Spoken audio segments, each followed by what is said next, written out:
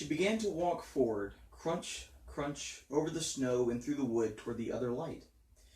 In about 10 minutes she reached it and found it was a lamppost.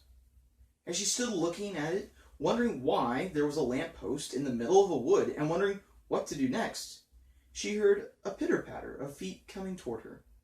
And soon after that, a very strange person stepped out from among the trees into the light of the lamppost. Hi everybody, welcome back to the library, and welcome back to another episode of the Inkling Review. Before we go any further, of course, don't forget to hit like and subscribe.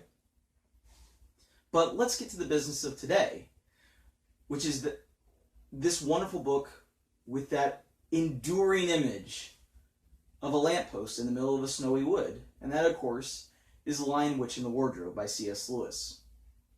Now, the Inklings have a justifiable reputation of having this brilliant imagination that could create magical worlds that live in our minds and infect our hearts. And none of the writers within the group really epitomize that command of language and with that vivid imagination more than C.S. Lewis. Now, Lewis spent most of his career as an Oxford Don, as a professor at the University of Oxford in England. And he, however, was a professor of medieval literature. But of course, what he became most famous for was his work of Christian literature, both in the nonfiction layman theology that he wrote, but also the fiction that he produced that helped advance Christianity in the minds of people in the middle of the 20th century. Now, Lewis was not always a Christian. Famously, he turned away from the faith in his younger days and was a committed atheist for much of his early writing career. But through the work of his friends, including Owen Barfield and J.R.R. Tolkien, he slowly came back to the faith. And in his own words, he became the most reluctant convert in all of England. But once he had that conversion, he produced 3 works of blatant Christian fiction: The Pilgrim's Regress, The Screwtape Letters, and The Great Divorce. But then came a flood of layman theology works, most famously Mere Christianity.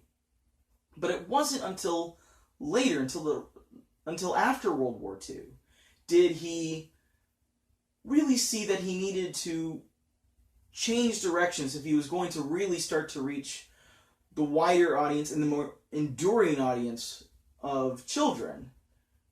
And he changes track into these 7 books which we call the Chronicles of Narnia. They are, of course, filled with Christian imagery. The Lion, Witch, and the Wardrobe may be filled with some of the most blatant Christian allegorical imagery of all 7 books. But he also, don't forget, was a medieval English literature professor.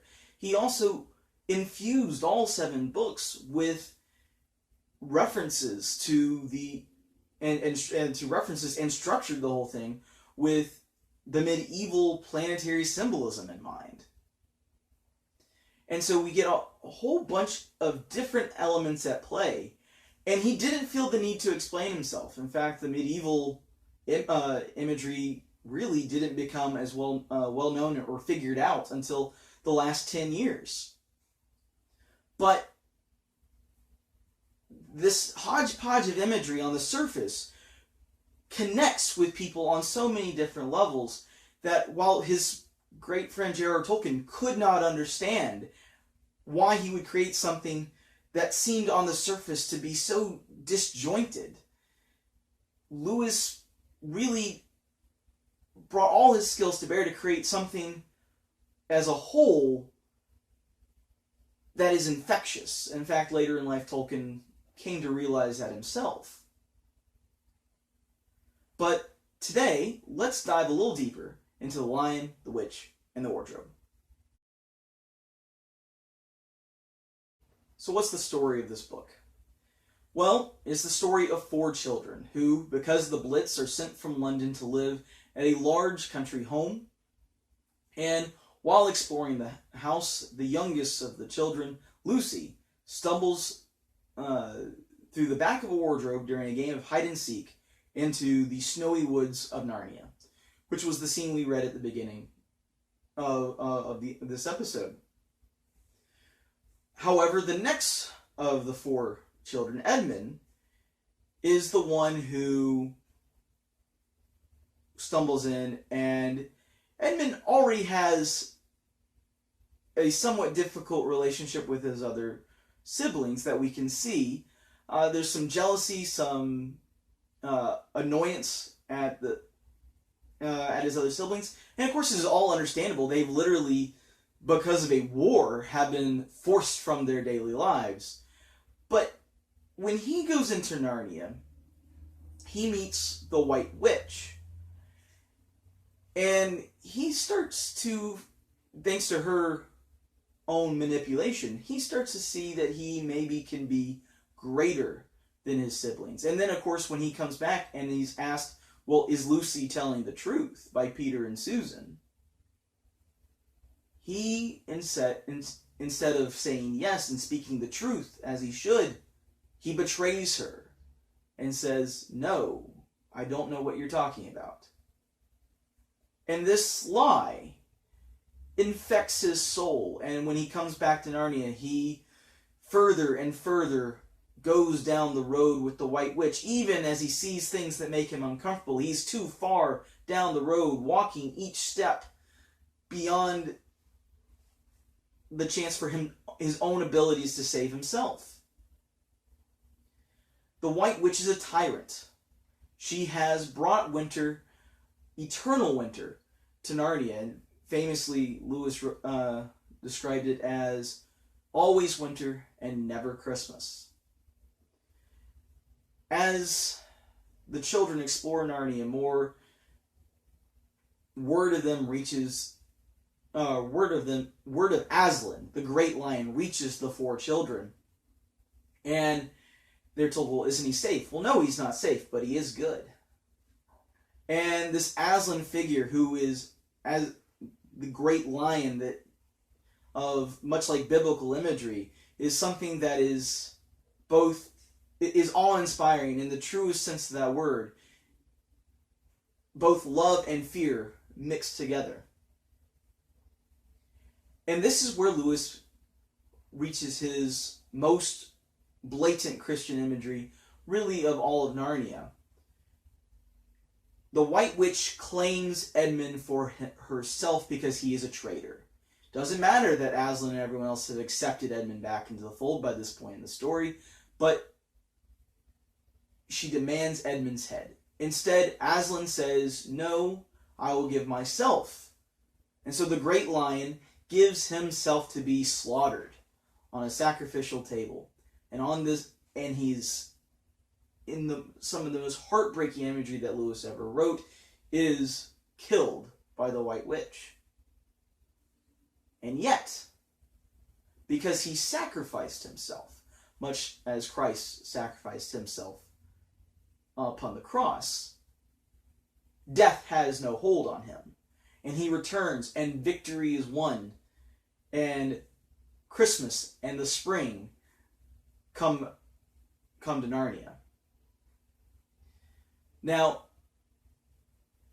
this, of course, is just the beginning. The 4 children they reign as monarchs over Narnia for a long spell, but then one day they stumble back into our world and are once more the children that they were at the beginning of the book. Yet they are wiser and better people for the journey they went through.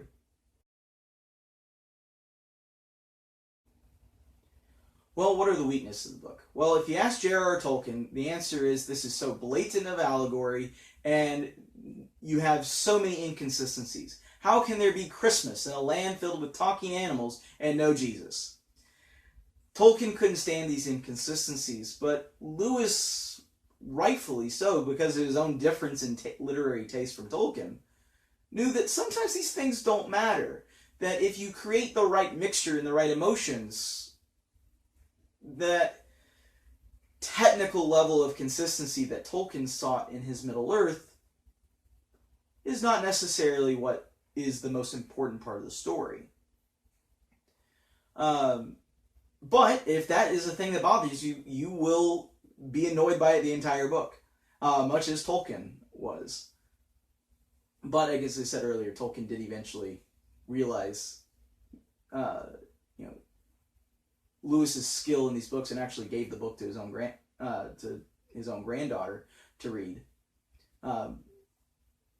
Rather than just hold a grudge about this series of books. Now, what are the strengths of the book? Lewis, maybe more than any other book he wrote, in the Narnia books, he brings the ability of imagery to create message, and better than anything else he wrote. Better than the Space Trilogy books, better than Till We Have Faces, which he wrote, which was his last novel. Here, imagery and message work so perfectly together, and that's not just in the first book of Narnia, but that's really in all the books of Narnia. Lewis, perhaps because he's writing for a younger audience, not trying to be grown up, allows himself a great deal of playfulness with language that makes everything so vivid and easy to remember. You might not be able to remember the plot point, point for point, 5 years from now, but you remember the lessons that you're supposed to take away from those books. And that's what Lewis wanted. So, of course, we have to rank the book. And it's like The Hobbit. It's really tough to find faults. Of course, Tolkien had his faults, much like how Lewis had some faults with The Hobbit. But you walk away from this book smiling. And you don't have to be a Christian to enjoy Narnia. Yes, if you know the story of the cross, you can't help but see that in Aslan's tale. But the idea of being selfless to help other people is a universal idea. And Lewis, even though he was talking about Christianity, talked about it in a universal way that allowed children from all faiths and adults from all faiths to enjoy the book as well. So there's no way I can't give this book a 5 out of 5.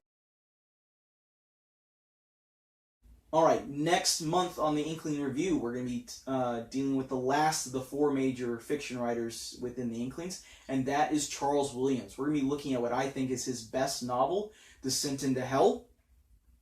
And so, come join us with that, especially if you've never read Charles Williams before. He's a very interesting character in his own right, and a vivid imagination in his own right as well. So come back next month, and so we can talk about that, and you can learn a little bit about that 4th Inkling. All right, but thank you for joining us here in the library and on the Inkling Review this month.